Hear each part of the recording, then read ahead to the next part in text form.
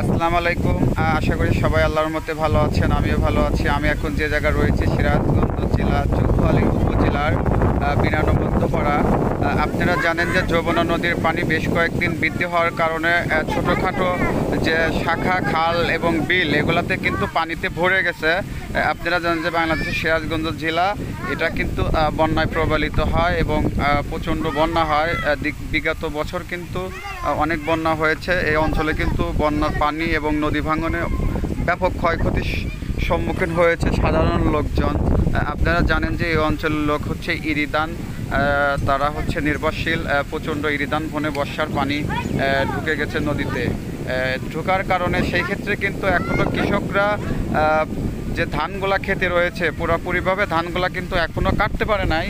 অনেক ব্যস্ততার মধ্যে তারা ক্ষেতের ধানগুলা কাটতেছে এবং নিচ্ছে। তারা কিন্তু ঈদ ভালোভাবে করতে পারে নাই, কারণ এজন্য করতে পারে নাই কারণ এই ক্ষেতের যে ধানগুলো রয়েছে এটা কিন্তু তাদের সারা বছরের খাবার। এই জন্য এই অঞ্চলের কৃষক এই ধান ক্ষেতের ধানগুলা নিয়ে অনেক ব্যস্ততার মধ্যে রয়েছে এবং ব্যস্তভাবে পার করতেছে। আপনারা জানেন যে সিরাজগঞ্জ জেলার অনেক অঞ্চল কিন্তু বন্যায় প্লাবিত হয়ে গেছে অলরেডি। আর বাকি কিছু কিছু জায়গায় বর্ষার পানি বৃদ্ধি হওয়ার কারণে পানি কিন্তু এখানে ঢুকে পড়ছে। আপনারা জানেন যে নদী অঞ্চল সিরাজগঞ্জ জেলা, এটা চৌহালি উপজেলা নদী অঞ্চল।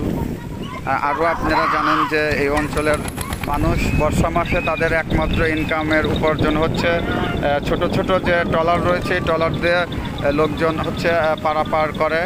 এবং বর্ষা মাসে কিন্তু এদের একটাই যোগাযোগ রাস্তা, সেটা হচ্ছে যে নদী দিয়ে ছোট ছোট যে শাখা নদীগুলো রয়েছে বা বিল রয়েছে সেখান দিয়ে কিন্তু তারা চলাফেরা করতে হয়। কারণ এই অঞ্চলের লোক ঢাকা বলেন বাজার বলেন যোগাযোগ ব্যবস্থা বর্ষা মাসে একমাত্র নদী ছাড়া তাদের যাওয়ার কোনো ওয়ে নাই।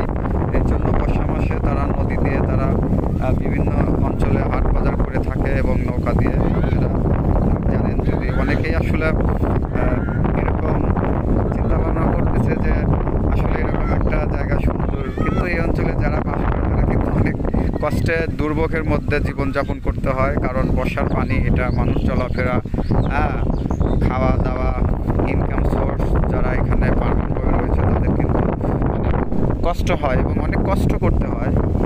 আর আরেকটা বিষয় বলবো, যদি কেউ যদি চিন্তা করে যে নদী অঞ্চল বা এইসব অঞ্চল ঘুরে দেখবে সেই ক্ষেত্রে আসতে পারে।